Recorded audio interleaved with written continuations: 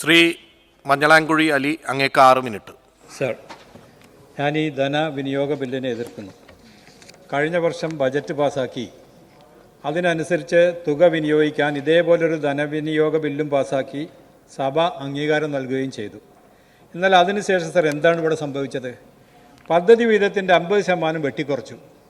10 കോടിയിലധികം തുകയ്ക്ക് ഭരണാനുമതി നൽകിയ പ്രവൃത്തികൾ ഒന്നുകിൽ മാറ്റിവെക്കുക അല്ലെങ്കിൽ 50% നിജപ്പെടുത്താനാണ് പിന്നീട് നിർദ്ദേശം നൽകിയത്.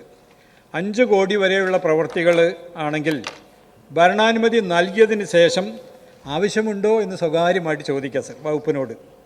നിയമസഭയുടെ അംഗീകാരം വാങ്ങിയ ശേഷം തോന്നിയ രീതിയിൽ തുക ചെലവഴിക്കാനാണെങ്കിൽ സർ പിന്നെ എന്തിനാണ് സർ ഇങ്ങനെ ഒരു ബില്ലുമായി അങ്ങ് വീണ്ടും സഭയുടെ മുമ്പാകെ വരുന്നത്?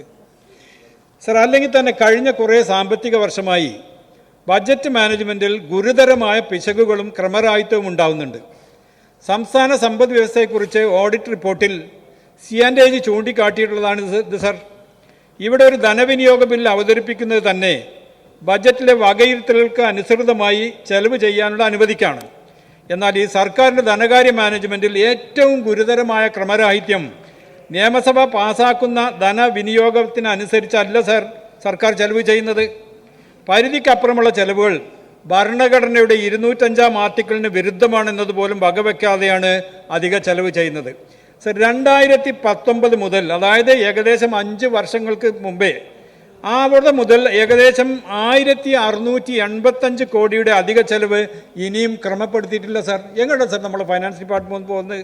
ഇത് വളരെ വലിയ ഗുരുതരമായ ഒരു വിഷയമല്ലേ സർ? പാസ്സാക്കിയതിനേക്കാളും എക്സസ് എക്സ്പെൻസസ് ഉള്ള 70% കേസുകളിലും വ്യതിയാനത്തിനുള്ള വിശദീകരണം പോലും സർക്കാർ വകുപ്പുകൾ നൽകാറില്ല എന്നുള്ളതാണ് ഇതിനേക്കാൾ സർ വിചിത്രം.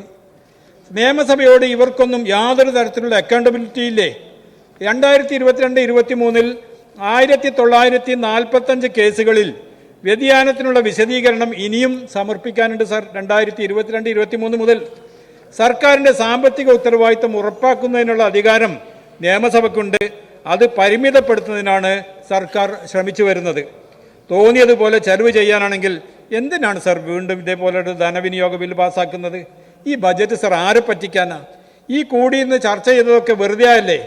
വർഷങ്ങളായി ക്രമപ്പെടുത്താതെ കിടക്കുന്ന ഈ ചെലവുകൾ ആദ്യം ക്രമപ്പെടുത്തുകയല്ലേ സർ വേണ്ടത്? പദ്ധതി വിഹിതം 50% കുറച്ചിട്ടും കുറച്ചതിൻ്റെ 55% പോലും സർ ഇനിയും ചെലവഴിച്ചിട്ടില്ല. സങ്കടകരമായിട്ടുള്ള കാര്യമല്ലേ?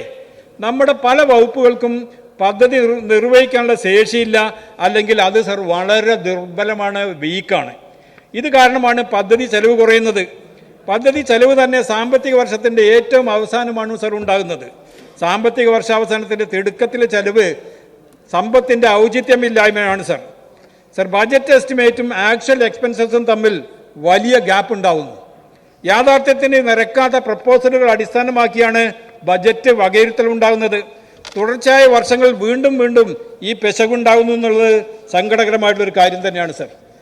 സർ, അത് നമ്മുടെ ബഡ്ജറ്റിൻ്റെ കൃത്യതയില്ലായ്മയല്ലേ? ആരാണ് നമ്മുടെ ബഡ്ജറ്റ് തയ്യാറാക്കുന്നത്? ഫിനാൻഷ്യൽ എക്സ്പേർട്സ് ഒന്നും സർ ഇപ്പം നമ്മുടെ കൂടെ ഇല്ലേ? എവിടെ പോയി സർ അവരൊക്കെ? ബജറ്റിൽ തുക വകയിരുത്തിയ പല പദ്ധതികളിലും ചെലവുണ്ടാകുന്നില്ല. എന്നാൽ പുതുതായി പ്രഖ്യാപിക്കുന്ന പല പദ്ധതികൾക്കും വകയിരുത്തലും നടത്തുന്നില്ല. ഇതൊക്കെ ബജറ്റ് തയ്യാറാക്കുമ്പോൾ ഉണ്ടാകുന്ന കുഴപ്പമല്ല സർ. 2022-23 ബജറ്റിൽ വകയിരുത്തിയ 44,756 കോടിയുടെ മിച്ചമുണ്ടായി എന്ന് പറയുന്നു. 2020-21 3 വർഷത്തെ കണക്ക് നോക്കിയാൽ മാത്രം 17 പദ്ധതികളിൽ ബജറ്റിൽ വകയിരുത്തിയ തുകയിൽ നിന്ന് 1 രൂപ പോലും ഇതുവരെ ചെലവഴിക്കാതെ മിച്ചം വന്നു എന്ന് പറഞ്ഞാൽ സർ എന്തിനാണ് സർ ഈ വകയിരുത്തൽ നടത്തുന്നത്? സാമൂഹ്യ സുരക്ഷയ്ക്കുള്ള സുപ്രധാന പരിപാടി തുടങ്ങിയ പദ്ധതികൾ പോലും തുടർച്ചയായി 1 രൂപ പോലും സർ ചെലവഴിച്ചിട്ടില്ല. സങ്കടമല്ല സർ അത്? എന്നാൽ വേറൊരു തമാശ, 2022-23 27 പുതിയ പദ്ധതികൾ ആരംഭിച്ചതിൽ 13 എണ്ണത്തിനും യാതൊരു വകയിരുത്തലും ബജറ്റിൽ നടത്തിയിട്ടുമില്ല. അതിൽ 8 പദ്ധതികൾക്ക് പദ്ധതി നിർദ്ദേശം പോലും സർ സമർപ്പിച്ചിട്ടില്ല. ഈ ബജറ്റിലും കുറേ പ്രഖ്യാപനങ്ങളില്ലേ? അതിൻ്റെ സ്ഥിതിയും ഇത് തന്നെ ആയിരിക്കില്ല സർ? ആരെ പറ്റിക്കാനാണ് സർ ബജറ്റിലെ പുതിയ പ്രഖ്യാപനങ്ങൾ? ആവശ്യമുള്ള പദ്ധതികൾക്ക് ഫണ്ട് വകയിരുത്തുന്നില്ല. ഫണ്ട് വകയിരുത്തിയ പല പദ്ധതികളും ആവശ്യമില്ലാത്തതാണ്. ഇതാണ് സർ സ്ഥിതി. പ്രതീക്ഷിക്കുന്ന മിച്ചം യഥാസമയം തിരിച്ചറിഞ്ഞ് സറണ്ടർ ചെയ്തിരുന്നുവെങ്കിൽ മറ്റ് പദ്ധതികൾക്ക് ഈ തുക ഉപയോഗിക്കാൻ കഴിയുമായിരുന്നു. സർ, ഓരോ വർഷവും ബജറ്റിൽ പ്രഖ്യാപിക്കുന്ന പദ്ധതികൾ വെട്ടിക്കുറക്കുന്നതിൽ നിന്ന് തന്നെയാണ് വികസനം പോരാ പേരിന് മാത്രമാണെന്ന് വ്യക്തമാണ് സർ. അല്ലെങ്കിൽ തന്നെ സംസ്ഥാനത്ത് മൊത്തം കടമെടുപ്പിൻ്റെ 2% മാത്രമാണ് മൂലധന ചെലവിന് ഉപയോഗിക്കുന്നത്. ഇവിടെ ചെയ്യുന്നത് കടമെടുത്ത് കടം തിരിച്ചടയ്ക്കുകയാണ് സർ. അതായത് സംസ്ഥാനത്തിൻ്റെ കടം UDF സർക്കാരിൻ്റെ കാലത്തേക്കാൾ 5 ഇരട്ടി വർദ്ധിച്ചപ്പോൾ അതിൻ്റെ 98% സർ വികസനത്തിനല്ല ഉപയോഗിക്കുന്നത് എന്നതാണ് ഏറ്റവും കൗതുകം. 68% ശമ്പളം, പെൻഷൻ, പലിശ കൊടുക്കൽ എന്നിവയ്ക്കാണ് ഉപയോഗിക്കുന്നത്. എന്നാൽ ജീവനക്കാർക്ക് കൊടുക്കാൻ 60,000 കോടിയോളം ബാധ്യത ഇനിയുണ്ട് സാർ. പിന്നെ ഈ പണമല്ല സർ എവിടേക്കാണ് ഈ പോകുന്നത്? ഏറ്റവും ഡേഞ്ചറസ് ആയിട്ടുള്ള കാര്യം സംസ്ഥാനത്തിൻ്റെ കടത്തിൻ്റെ 54% അടുത്ത 7 വർഷം കൊണ്ട് തിരിച്ചടക്കണം എന്നതാണ്. എവിടെ നിന്നാണ് സർ ഇത് നൽകുക? ഇത് സാമ്പത്തിക സ്ഥിതികൾ ഇനിയും കൂടുതൽ വഷളാക്കും സർ. 2-3 ദിവസം മുമ്പ് ചെലവ് നിയന്ത്രിക്കാൻ എന്ന പേരിൽ ധനകാര്യ വകുപ്പ് ഒരു ഉത്തരവിറക്കി.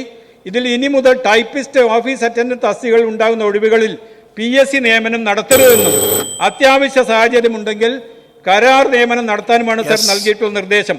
നിങ്ങൾ ഇവിടുത്തെ യുവാക്കളോട് ചെയ്യുന്നത് അങ്ങേയറ്റത്തെ ദ്രോഹമാണ്. കരാർ നിയമനത്തിന്റെ പേരിൽ പാർട്ടിക്കാരെ നിയമിക്കാൻ നിങ്ങൾ ഇവിടുത്തെ അഭ്യസ്തവിദ്യരായ ചെറുപ്പക്കാരെ ബലിയോടിക്കുകയാണ് സർ.